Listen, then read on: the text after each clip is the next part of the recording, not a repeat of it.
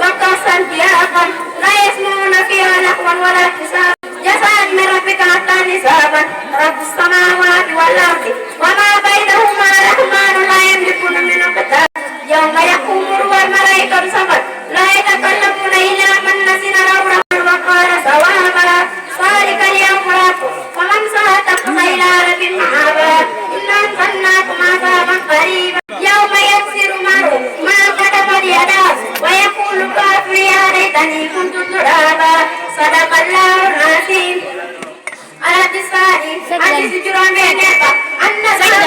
سيئات النسان صديق قاربي على ساق والدي في طريق سيادي حرمة حرمة الله نعذر رسول الله صلى الله عليه وسلم